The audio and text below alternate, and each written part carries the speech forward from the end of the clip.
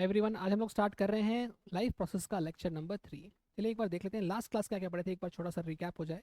तो last class हमने पढ़ा था कि न्यूट्रिशन के टाइप्स क्या क्या होते हैं, ऑटोट्रॉपिक न्यूट्रिशन, हेटेरोट्रॉपिक न्यूट्रिशन, ठीक है। क्या क्या एग्जाम्पल होते हैं दोनों के और क्या क्या डिफरेंसेस होते हैं दोनों के, ठीक है। इसके बाद हमने देखा था कि जो हेटेरोट्रॉपिक न्यूट्रिशन होता है उसमें डिफरेंट एनिमल्स कैसे अपना न्यूट्रिशन लेते हैं, जैसे मैंने एग्जांपल दिया था फ्रॉग का, ग्रास हॉपर का, ठीक है। ये सब हम लोग पढ़ लिए थे। ठीक, चलिए आज आगे बढ़ाते हैं बात को। और आज ये टॉपिक्स आपके सामने ये रहे। जैसे आज हम लोग पढ़ने वाले हैं फोटोसिंथेसिस के बारे में। तो लास्ट क्लास जो हमने पढ़ा था कि ऑटोट्रॉपिक न्यूट्रिशन क्या होता है, उसका एग्जाम्पल है फोटोसिंथेसिस, ठीक है। तो प्लांट्स के अंदर ये पाया जाता है फोटोसिंथेसिस का प्रोसेस। और हमने लास्ट क्लास ये भी देखा था कि प्लांट्स का जो फोटोसिंथेसिस है उसका साइट होता है, जगह होती है लीव्स के अंदर, क्योंकि लीव्स के अंदर एक स्पेशल पिगमेंट है जो फोटोसिंथेसिस करने में हेल्प करता है, जिसका नाम होता है क्लोरोफिल। और ये क्लोरोफिल जो होता है ये क्लोरोप्लास्ट नाम के सेल ऑर्गेनेल के अंदर पाया जाता है, ठीक है।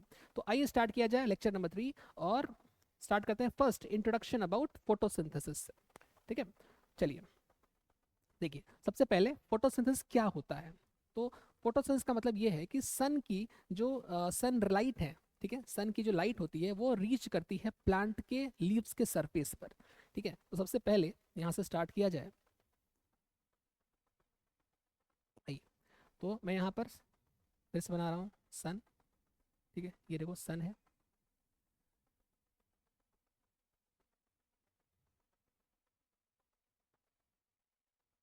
ठीक है। अब ये सन की सन रेज है या सन लाइट है, जब ये प्लांट के ऊपर गिरती है, ठीक है। तो प्लांट मान लो यहाँ पर प्लांट है, सपोज करो ये प्लांट है, इस तरह से, ठीक है। अब प्लांट की का एक लीफ निकाल के बना लो यहाँ पर, सपोज करो ये प्लांट का एक लीफ है, ठीक है। और मैं यहाँ पे इसको अलग से दिखा रहा हूँ। तो ये प्लांट का लीफ है, ठीक है। अब इस प्लांट के लीफ के ऊपर, अगर मैं प्लांट के लीफ की बात करूँ, तो प्लांट के लीफ के ऊपर यहाँ पर अगर आप इसको एक छोटा सा कट बनाओगे और कट करके देखोगे, तो आपको नजर आएगा यहाँ पर कुछ लेयर्स थे। याद करो, हमने लेयर्स के बारे में स्टडी किया था, याद आ रहा है। स्टोमेटा था, याद आया। और ये एपिडर्मल लेयर्स थे, राइट, ठीक है। फिर उसके बाद हमने यहाँ पे कुछ सेल्स देखे थे, याद करिए, इस तरह से। लास्ट क्लास का है सब। और उन सेल्स के अंदर में आपने देखा था कि अच्छा यहाँ पर क्या था, कुछ सेल ऑर्गेनेल था जिसका नाम है क्लोरोप्लास्ट, ठीक है। क्लोरोप्लास्ट, ये जो क्लोरोप्लास्ट यहाँ पर है, इसी क्लोरोप्लास्ट के अंदर क्लोरोफिल पाया जाता है, ठीक है। ये भी हम लोग लास्ट क्लास पढ़े थे कि इसके अंदर क्या होता है, कंटेन्स क्लोरोफिल। ये ग्रीन कलर का पिगमेंट होता है जो फोटोसिंथेसिस करने में हेल्प करता है, राइट। तो ये हो गया क्लोरोफिल पिगमेंट, ओके। तो अगर मैं बात करूं कि ये जो क्लोरोफिल पिगमेंट है ये क्या करता है, तो क्लोरोफिल पिगमेंट सनलाइट को ट्रैप कर लेता है। ट्रैप करना मतलब पकड़ के रख लेता है, ठीक है। तो सनलाइट जब गिरती है प्लांट के ऊपर, तो यही क्लोरोफिल क्या करता है, इट ट्रैप्स द सनलाइट, ठीक है। और जब ये ट्रैप कर लेता है सनलाइट को, तो ये सनलाइट इसकी हेल्प से, देखो ये यहाँ पे आगे क्या लिखा है, यहाँ पे आ जाइए, कनेक्ट करता हूँ मैं, एब्जॉर्प्शन ऑफ लाइट एनर्जी। इसी को मैं क्या बोलूंगा, absorption of light, absorption of light, ठीक है। तो ये रहा एब्जॉर्प्शन ऑफ लाइट। ये चीज बात समझ में आई लास्ट क्लास से, कैसे मैंने आज की क्लास को कनेक्ट किया, ठीक है। तो absorption of light energy by chlorophyll, ठीक है। ये हो गया आपका स्टेप नंबर 1। सेकेंड स्टेप पे चलो। जब ये लाइट एनर्जी आती है प्लांट के अंदर और एब्जॉर्ब हो जाती है, उसके बाद ये कन्वर्ट होती है केमिकल एनर्जी के फॉर्म में, ठीक है। और केमिकल एनर्जी के फॉर्म में यहाँ पर एटीपी एक मिलेगा आपको, आगे चलकर एटीपी कुछ मिलेगा। अभी शॉर्ट में मैं यहाँ पर एटीपी लिख देता हूँ, और भी इंटरमीडिएट्स बीच में आते हैं, बट अल्टीमेटली यहाँ पर एटीपी का यूज़ होने वाला है, ठीक है। ATP and splitting of water, water का स्प्लिटिंग हो जाता है इनटू हाइड्रोजन एंड ऑक्सीजन। अच्छा, ये जो प्रोसेस है ना, ये भी नेक्स्ट पेज में मिलेगा आपको, मैं यहाँ लिख देता हूँ, दिस इज कॉल्ड फोटोलाइसिस या फोटोलिसिस, ठीक है। फोटोलिसिस ऑफ वाटर, इसको क्या कहते हैं, फोटोलिसिस ऑफ वाटर। ठीक है, तो ये नेक्स्ट पेज में मिलेगा, अभी मैं बताता हूँ, रुको। सेकंड स्टेप हो गया, थर्ड पे आ जाओ, चलो। Reduction of carbon dioxide to carbohydrates. मतलब प्लांट्स जो होते हैं ना, ये क्या करते हैं ना, ये CO2 को भी एब्जॉर्ब करते हैं, CO2 को ये अपटेक करते हैं। ठीक है, रेस्पिरेशन करते वक्त ये CO2 छोड़ते भी हैं। ठीक है, और फोटोसिंथेसिस करते वक्त ये CO2 को लेते भी हैं, दोनों काम करते हैं। जब ये रेस्पिरेशन करेंगे तब ये CO2 छोड़ेंगे, और जब ये फोटोसिंथेसिस करेंगे तब ये CO2 को एब्जॉर्ब भी करते हैं। तो ये CO2 को एब्जॉर्ब कर रहे हैं, देखो। ठीक है, अब इस CO2 का ये करेंगे क्या, तो ये इस CO2 को कन्वर्ट कर देंगे कार्बोहाइड्रेट में।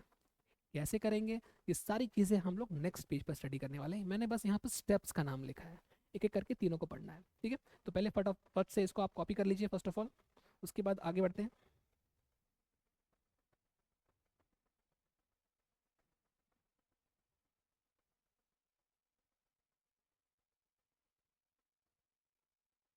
हो गया, चलिए आइए चलते हैं नेक्स्ट पेज पर। देखिए, इवेंट्स ऑफ फोटोसिंथेसिस। ठीक है, क्या इवेंट्स हैं, क्या घटनाएं घट रही हैं। तो सबसे पहले जो अभी आपने पढ़ा कि अब्जॉर्प्शन हो रहा था, ये देखो, अब्जॉर्प्शन ऑफ लाइट या solar energy through chlorophyll pigment, ये आपने पढ़ ही लिया था। ठीक है, दूसरा बात देखो, conversion of light energy into chemical energy. कौन सी एनर्जी, केमिकल एनर्जी, मतलब ATP। अब ATP का फुल फॉर्म आप थोड़ा यहाँ पर लिख लो, तो ATP का फुल फॉर्म मैं लिख देता हूँ, एडेनोसाइन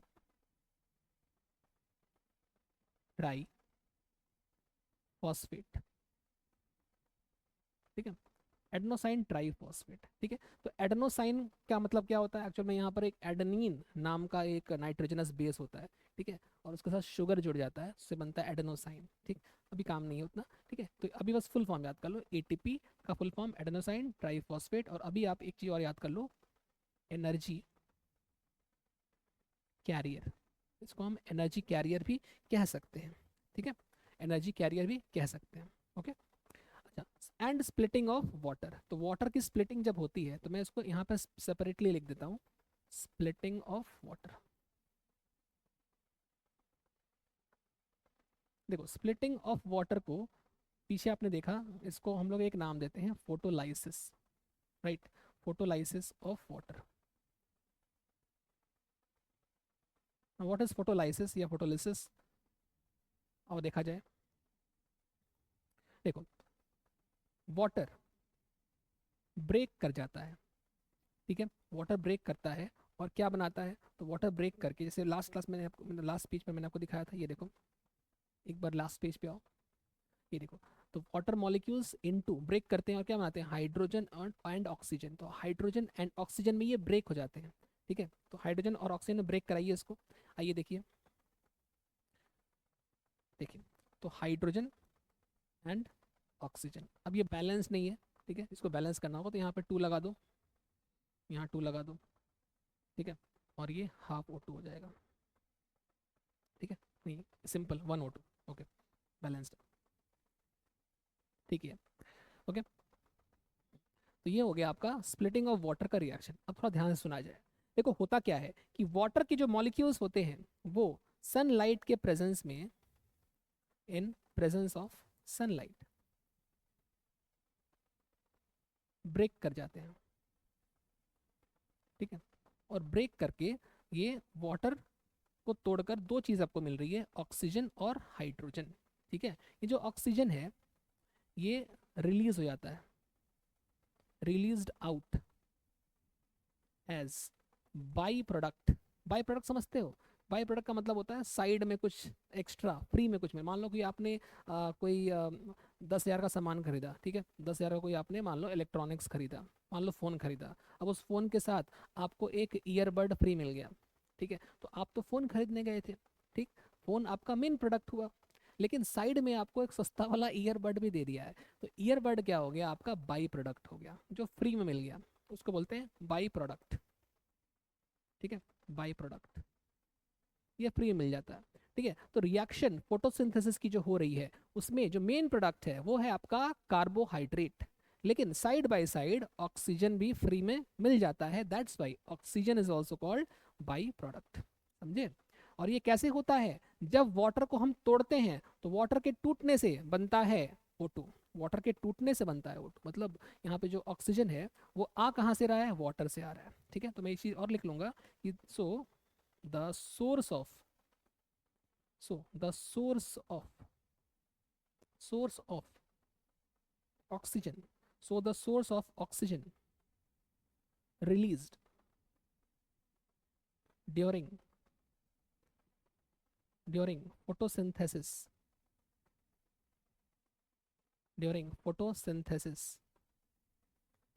is सोर्स क्या है इसका? मतलब ऑक्सीजन कहाँ से आया है? तो ऑक्सीजन आया है पानी से, वाटर से, इज वाटर। ठीक है, ये वाटर है। ओके, चलिए यहाँ तक लिख लीजिए। तीसरे पॉइंट पे चलते हैं।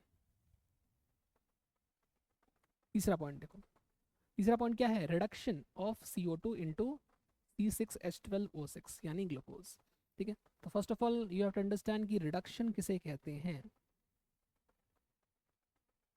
देखो, रिडक्शन का मतलब होता है, जो अभी आपके लिए ज़रूरी है मैं उतना ही बता रहा हूँ, हालांकि रिडक्शन का केमिस्ट्री में बहुत ब्रॉड मतलब है, बड़ा मतलब है, बट जितना काम है मैं बस उतना बता रहा हूँ आपको। तो रिडक्शन का मतलब है addition of hydrogen to a compound अगर किसी कंपाउंड में आप हाइड्रोजन को ऐड कर रहे हो, ठीक है, तो आप बोलोगे कि रिडक्शन नाम का प्रोसेस हो रहा है। इसके अलावा और भी होता है, मैं बस बोल देता हूँ। जैसे अगर आप ऑक्सीजन को निकाल ले रहे हो तो भी उसको रिडक्शन बोलेंगे। अगर हाइड्रोजन को ऐड कर रहे हो या फिर ऑक्सीजन को बाहर निकाल ले रहे हो, देन उसको रिडक्शन बोलते हैं। अगर इलेक्ट्रॉन को ऐड कर रहे हो तो भी उसको रिडक्शन बोलते हैं। ठीक है, बट अभी के लिए जो अपने को इस टॉपिक के लिए ज़रूरी है वो है कि रिडक्शन का मतलब है एडिशन ऑफ हाइड्रोजन। ठीक है, इतना ही आपको अभी ध्यान रखना है। तो अगर मान लो मेरे पास कार्बन डाइऑक्साइड है, ध्यान देना, इधर देखो, सपोज करो कि मेरे पास ये रहा कार्बन डाइऑक्साइड, राइट। अब इस कार्बन डाइऑक्साइड में अगर मैं हाइड्रोजन ऐड कर दूं, ठीक है, तो इसमें कौन कौन से एलिमेंट्स हैं? कार्बन है और ऑक्सीजन है। अच्छा, इसमें देखो कौन कौन से एलिमेंट्स हैं?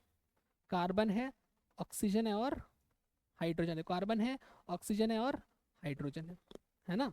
मतलब इसी कार्बन डाइऑक्साइड में जब मैंने हाइड्रोजन को ऐड कर दिया तो उसकी वजह से ग्लूकोज बना है।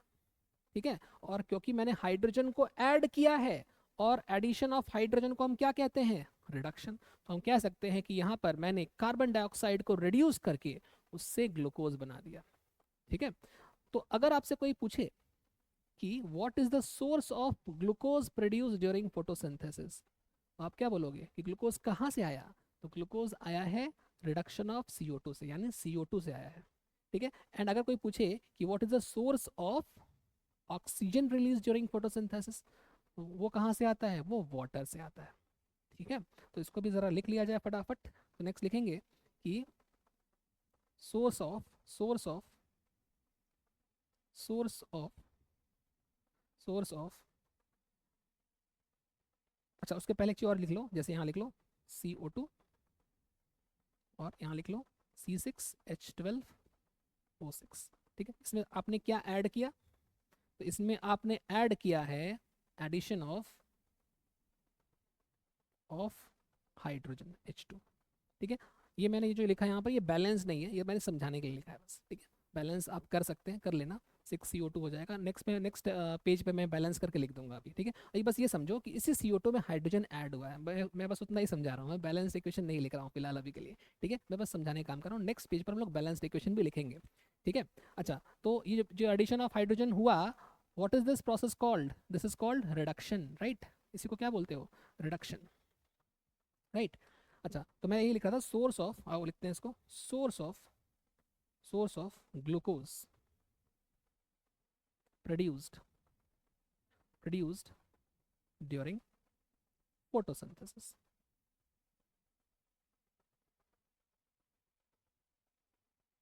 सोर्स ऑफ ग्लूकोज क्या है? तो ग्लूकोज कहाँ से आया है? तो आंसर क्या है इसका? CO2, carbon dioxide. ठीक है, आई होप ये बात क्लियर है। ठीक है, चलिए इसको पूरा कॉपी करिए जो भी लिखा हुआ है यहाँ पर, काफ़ी कंसेप्चुअल चीज़ थी ये। कर लिए? ओके।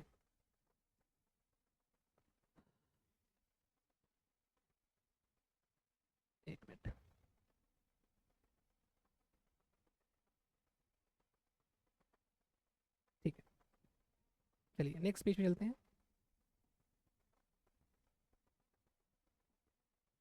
आइए नेक्स्ट पेज पर जो मैंने आपको वादा किया था कि इक्वेशन ऑफ फोटोसिंथेसिस लिखेंगे हम लोग, आइए लिखते हैं इसको फटाफट।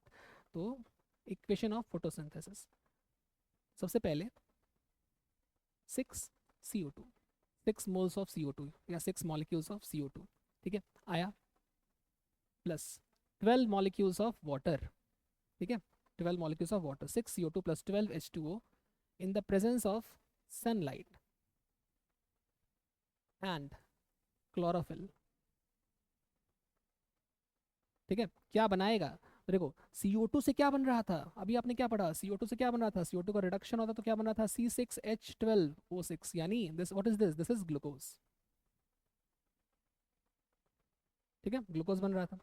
ऐसे ही जो 12H2O है, वाटर से क्या बन रहा था, वाटर से ऑक्सीजन बन रहा था, राइट, तो 6O2, 6O2, अच्छा बचा कुचा जो वाटर है, इससे वाटर बाहर निकल जाता है, ऐसा कुछ होता है, ठीक है। तो अपने को बस ये पढ़ना है फिलहाल अभी के लिए कि जो CO2 है, CO2 इससे क्या बन रहा है, इससे बन रहा है ग्लूकोज, ठीक है, तो CO2 से बन रहा है ग्लूकोज, यानी यहाँ पर CO2 में हम क्या ऐड करेंगे कि ग्लूकोज बन जाए, बताओ। CO2 में मैंने क्या ऐड किया है कि ग्लूकोज बन गया, तो CO2 में मैंने ऐड किया है हाइड्रोजन, ठीक है, तो यहाँ पर क्या हुआ है, addition of addition of hydrogen किया है हमने। अच्छा, एडिशन ऑफ हाइड्रोजन को हम लोग क्या नाम देते हैं, तो एडिशन ऑफ हाइड्रोजन को हम लोग नाम देते हैं रिडक्शन, ठीक है, तो यहाँ पे क्या हो रहा है, रिडक्शन का रिएक्शन हो रहा है, राइट, यहाँ हो रहा है रिडक्शन। अच्छा अगर मैं इसकी बात करूँ, ये देखो, वाटर, वाटर वाटर से क्या बना, ऑक्सीजन, वाटर से बन रहा है ऑक्सीजन।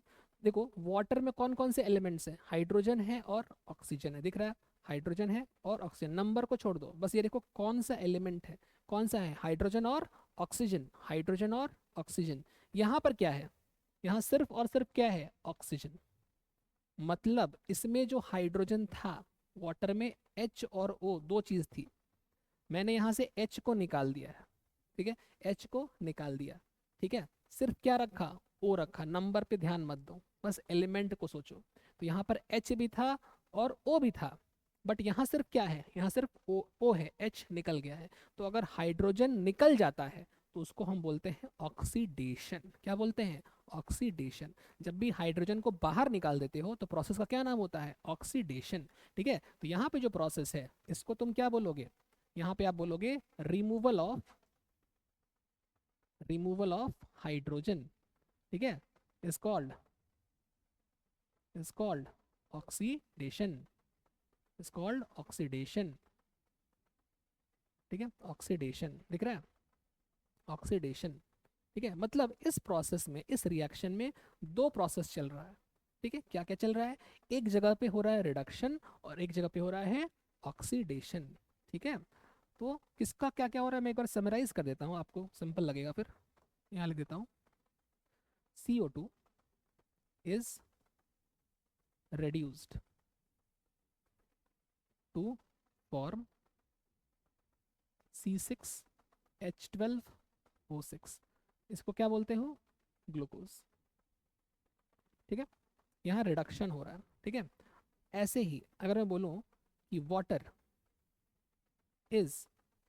का क्या हो रहा है बताओ, वाटर का ऑक्सीडेशन हो रहा है, ठीक है, water is oxidised to form, water oxidise हो रहा है तो क्या बना रहा है बताओ, तो वाटर जब ऑक्सीडाइज हो रहा है तो उससे बन रहा है ऑक्सीजन, तो फॉर्म ऑक्सीजन O2, ठीक है, ये बन रहा है। अच्छा क्योंकि यहाँ पर रिडक्शन भी हो रहा है ऑक्सीडेशन भी हो रहा है, तो इसलिए सिंस दोनों रिएक्शंस हो रहे हैं, since both reduction since both since both reduction and oxidation occur simultaneously, simultaneously मतलब एक साथ, तो जो दोनों रिएक्शन साथ में चल रहे हैं, हेंस फोटोसिंथेसिस, इसलिए हम इसको एक नाम देंगे, इसलिए photosynthesis is called redox reaction. क्या बोलोगे इसको? Redox reaction. तो रेडॉक्स रिएक्शन में दो शब्द है, एक है रेड, ठीक है, ये जो रेड लिखा है रेड, इसका क्या मतलब हुआ? रेड मतलब हो गया रिडक्शन, ठीक है, इसका मतलब हो गया रिडक्शन। अच्छा, ऑक्स का मतलब क्या हो गया बताओ? ऑक्स का मतलब ऑक्सीडेशन। तो दोनों रिएक्शंस साथ में चल रहे हैं, दैट्स वाई इसको हम लोग रेडॉक्स रिएक्शन का नाम देते हैं। आई होप ये बात क्लियर है, ठीक है। तो ये हो गया इक्वेशन ऑफ फोटोसिंथेसिस को, फटाफट कॉपी करिए फिर आगे बढ़ते हैं।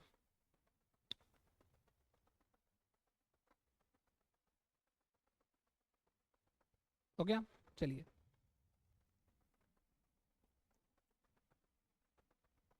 देखिए नेक्स्ट चलते हैं हम लोग special case of desert plants पर।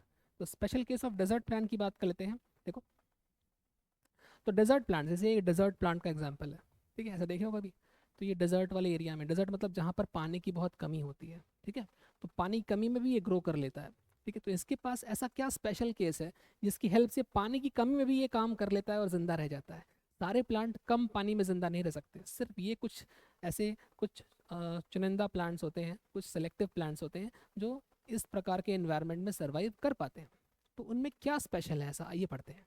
तो desert plants uptake carbon dioxide during night, ये नाइट के दौरान कार्बन डाइऑक्साइड लेते हैं, ठीक है।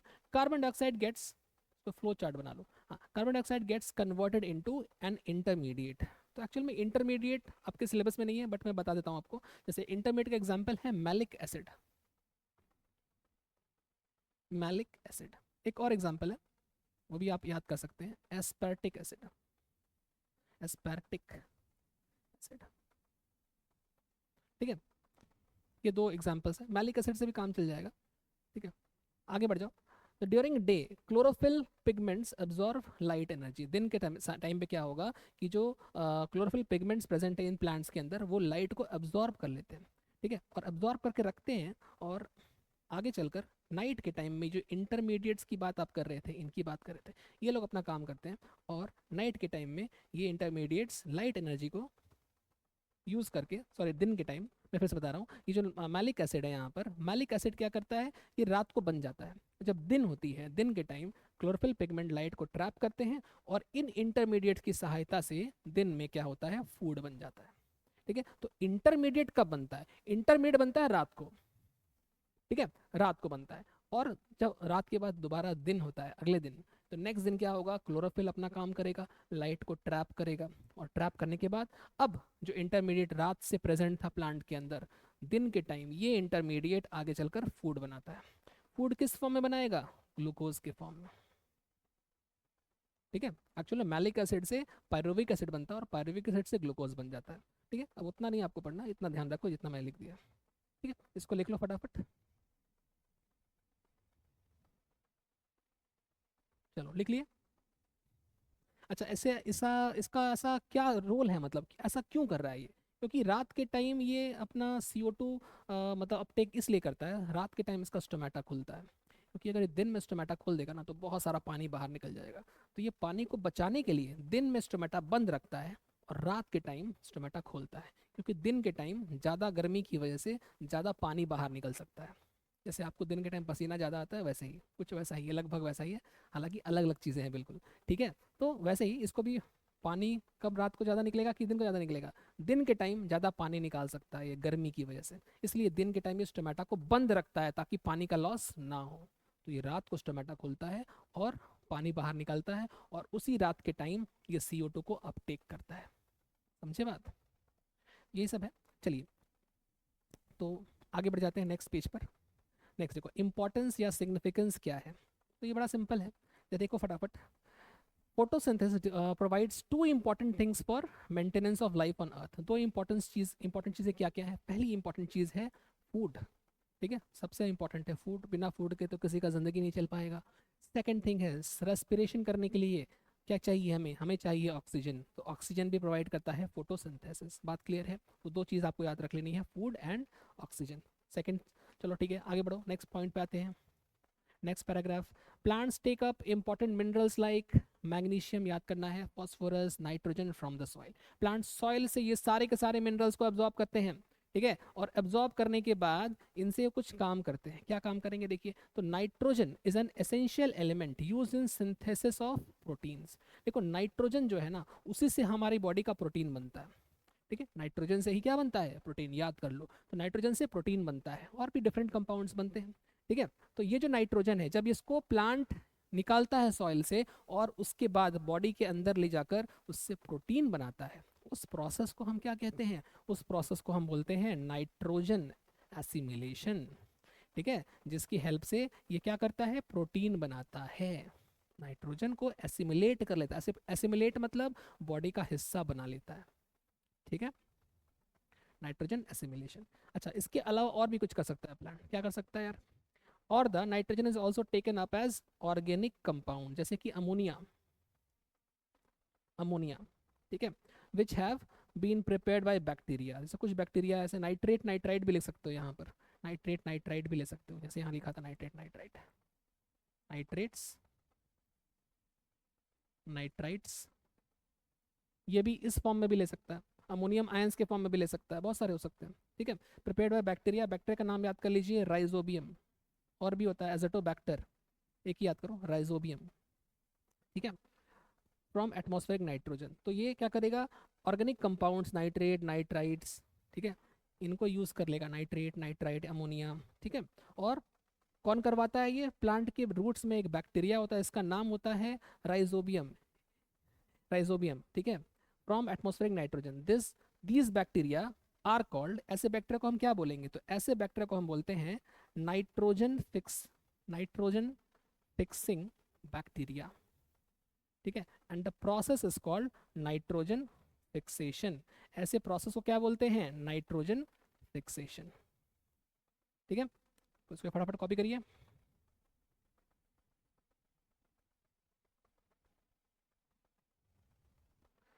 चलिए, तो यहाँ पे होता है अपना लेक्चर नंबर 3 कंप्लीट। आज जो पढ़ाया उसको प्लीज़ फिर से एक बार बढ़िया से नोट्स बना लीजिएगा और एनसीईआरटी इसकी पढ़ लीजिएगा। मिलते हैं नेक्स्ट क्लास, पढ़ते रहिए, थैंक यू, बाय बाय।